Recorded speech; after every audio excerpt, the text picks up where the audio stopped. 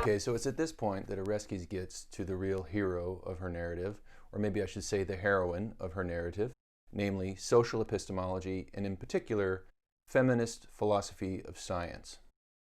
She says in the 1960s, feminist philosophers of science asked, how can science produce disinterested knowledge when so many of its theories are embedded in racist, classist, and ethnic social prejudices? Okay, so this is a really interesting episode in the history of philosophy and in the history of philosophy of science, I think, because it shows you something that often happens, which is that the people who are most sort of vulnerable to the way a concept has been misused actually end up developing the concept in incredibly productive ways. What I mean by that is that if you look at the history of science, prejudices against women and against minority groups have been sort of embedded in this claim that, oh, we're not being partial, we're not being prejudiced, we're not being unfair to you in any way, we're just making claims that are objective.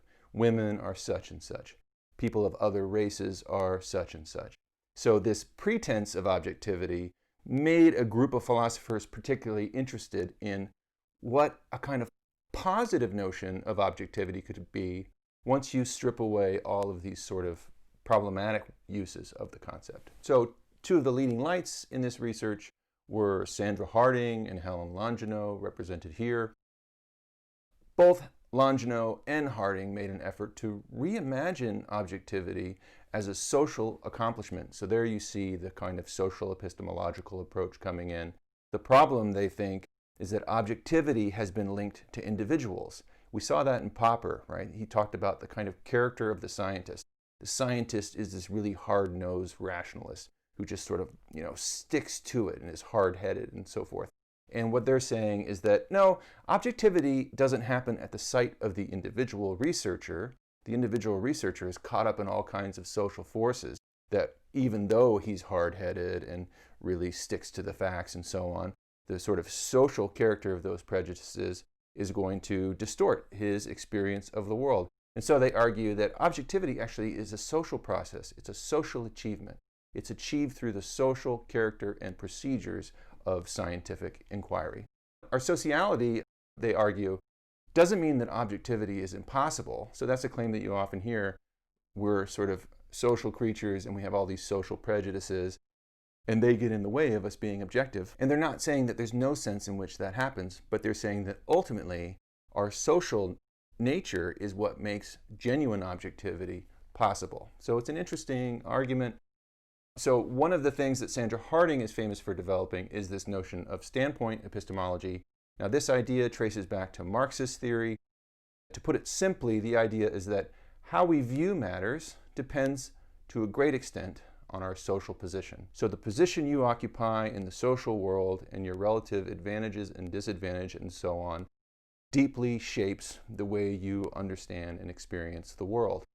So our personal experiences of privilege or disadvantage, maleness or femaleness, heteronormativity or queerness, disability or able-bodiedness influence our perspectives on and our interpretations of the world. So all things being equal, and this is kind of the core idea behind this notion that objectivity is a social achievement, all things being equal, a more diverse research community will bring to bear more perspectives on an issue than a less diverse one.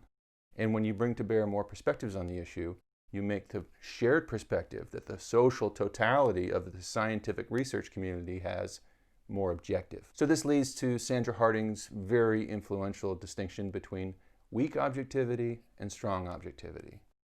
Objectivity, practiced by most scientific communities, Harding argues, is weak because of the community's homogeneity.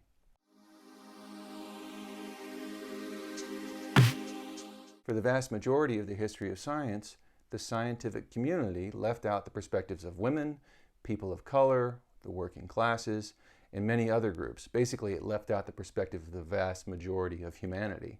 And lo and behold, we find that sexist, racist, and classist theories emerge from those communities. I asked you to read in this book pages 87 to 104, which is a kind of case study of when science can go bad. And it talks about the history of eugenics and how the theory of eugenics really got developed in America, and this led to mass sterilization of people with mental disabilities, and that the kind of grotesque eugenic theory that was developed in the United States got picked up by the Germans. Some of the American sort of eugenicist scientists were personal heroes for Adolf Hitler. So it's a really interesting discussion that Oreskes offers, and I hope that you'll look at it. But what Harding is saying is that kind of theory never would have gotten off the ground if the scientific community weren't just a bunch of old white dudes.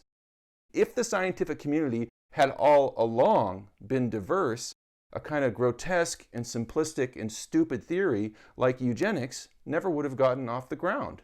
Why?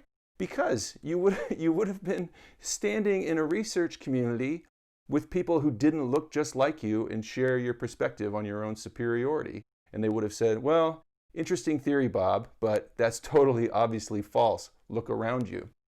But that kind of thing couldn't happen because the research community was completely homogeneous. And so if, like Sandra Harding, you think of objectivity as being a social achievement, you would see a homogeneous community like that as one that was sort of characterized by weak objectivity, because it's not bringing to bear all the relevant perspectives on the questions that are being researched. So strong objectivity is essentially this idea that there's strength in diversity of standpoint, the standpoints that I was talking about earlier. Your standpoint, including your beliefs, values, and life experiences, those things affect your work. They affect how you see the world. They affect the kind of research that you're interested in. So the best way to develop objective knowledge is to increase the diversity of knowledge-seeking communities. So that's a core claim that Harding and Longino developed and that has been really influential in feminist philosophy of science, but then ultimately in philosophy of science in general. And it's a very important idea right now. It's having a lot of impact. So the idea here is that objectivity is not a binary proposition. It's not a 0 or a 1. It's not like, oh, you're objective or you're not objective. Objectivity is a continuum phenomenon. It's something that's achieved in social communities, and you can have more of it or less of it. So it comes in degrees. You can have more and less objective research communities. And the idea is that the greater a community's diversity, the better its shot at achieving objectivity. Just to give you a couple of quick examples of how diversity can lead to greater objectivity. In primatology for a long time, they thought that only male apes try to have sex with multiple female partners, whereas female apes would just sort of attach to one male and try to have kids with him and raise those kids. Then more women entered the field of primatology, and they said, that's not true. Actually, female apes are interested in having sex with multiple other apes too. Another interesting one that you often hear is this idea that in hunter-gatherer societies, men hunted and women gathered. Sometimes you'll even hear these people with a background in evolutionary psychology say, well, this is why men are interested in things and they want to be engineers, and why women are interested in people and they want to go into the care professions.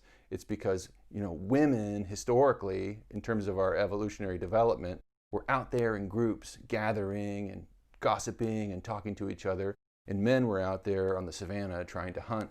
Well, there's recent evidence that that's false and that women hunted too, and I'll link to the study that suggests that that was false. But I think the flavor of these examples is pretty straightforward. Once you diversify a research community, you get people with different perspectives and different interests who are going to look at the world in a different way and are going to study different facets of that world, and so make different discoveries and thereby increase the objectivity of the research community. Okay, so take another break and we'll come back and talk about Helen Longino.